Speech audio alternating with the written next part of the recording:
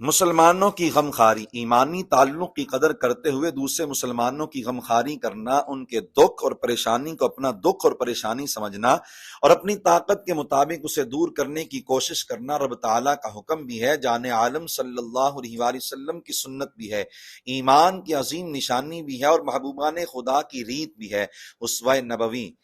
رحمت عالم صلی اللہ علیہ وآلہ وسلم کا اسوہ بیان کرتے ہوئے باری تعالیٰ نے فرمایا، لَقَدْ جَاءَكُمْ رَسُولٌ مِّنْ أَنفُسِكُمْ عَزِيزٌ عَلَيْهِ مَا عَنِتُّمْ حَرِيصٌ عَلَيْكُمْ بِالْمُؤْمِنِينَ رَءُوفٌ رَحِيمٌ۔ یقیناً تمہارے پاس تم ہی میں سے وہ عظیم الشان رسول تشریف لائے جن پر تمہارا مشقت میں پڑنا بہت گراں گزرتا ہے، وہ تمہاری بھلائی کے نہایت چاہنے والے ہیں، مسلمانوں پر بہت مہربان رحمت فرمانے والے ہیں۔ مسلمان کی نشانی، سیدنا عبداللہ بن عمر رضی اللہ تعالی عنہما سے روایت ہے کہ رسول اللہ صلی اللہ علیہ وآلہ وسلم نے ارشاد فرمایا، المسلم اخو المسلم لا يظلمه ولا يسلمه ومن كان في حاجة اخيه كان الله في حاجته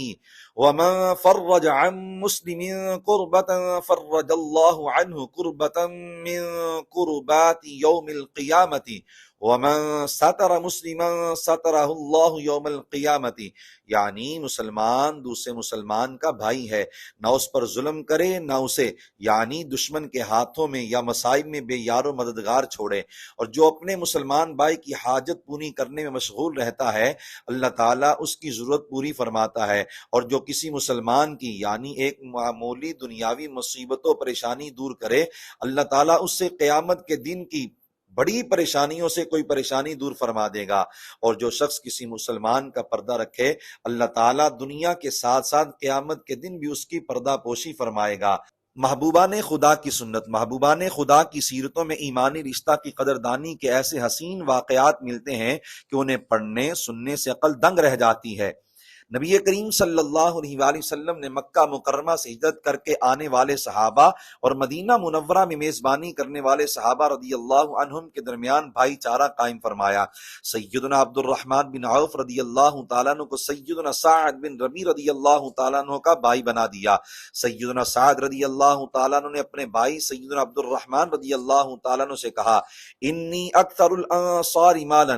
فاقسموا مالی نصفین ولی امرأتان فانظر اعجبہما الیک فسمیہا لی اطلقہا فاذا انقضت عدتها فتزوجها۔ مصطفیٰ جان رحمت صلی اللہ علیہ وآلہ وسلم نے آپ کو اور مجھے آپس میں بھائی بنا دیا ہے، میں مدینہ منورہ کے مالدار ترین افراد سے ہوں اور اپنا آدھا مال آپ کو پیش کرتا ہوں، میری دو بیویاں ہیں، ان میں سے جو آپ کو پسند ہے مجھے بتا دیجئے، میں اسے طلاق دے دیتا ہوں اور اس کی عدت پوری ہونے کے بعد اس سے نکاح کر لیجئے گا۔ اگرچہ سیدنا عبد الرحمن رضی اللہ تعالی عنہ نے یہ پیشکش قبول نہ کی اور خود تجارت کر کے اپنے خراجات برداشت کیے، مگر سیدنا سعد رضی اللہ تعالیٰ عنہ کا یہ عمل قیامت تک مسلمانوں کے لیے منارہ نور ہے اور تربیت کرتا ہے کہ ایمان جتنا پختہ ہوتا ہے ایمانی رشتہ کی قدر بھی اتنی ہی زیادہ ہوتی ہے۔ حضرت بابا فرید الدین مسعود گنج شکر رحمت اللہ تعالیٰ علیہ کے محبوب خلیفہ شیخ المشائخ خواجہ نظام الدین محبوب الہی رحمت اللہ علیہ سے عرض کی گئی،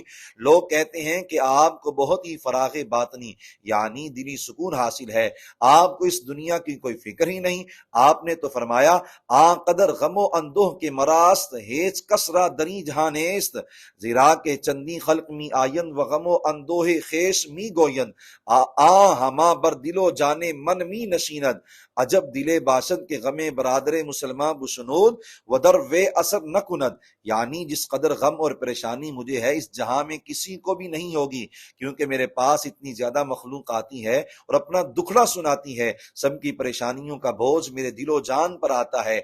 وہ دل بہت عجیب ہے جو اپنے مسلمان بھائی کا غم سنے اور اس پر کوئی اثر نہ ہو۔ پھر حضرت شیخ المشائخ رحمت اللہ علیہ نے سیدنا نعمان بن بشیر رضی اللہ تعالیٰ عنہ سے مروی یہ ارشاد نبوی سنایا، المسلمون کرجل واحد ان اشتکا عینہ اشتکا کلہ و ان اشتکا رأسہ اشتکا کلہ، یعنی تمام مسلمان باہمی محبت و غمخواری میں ایسے ہیں جیسے ایک ہی شخص کے اعضاء اگر اس کی آنکھ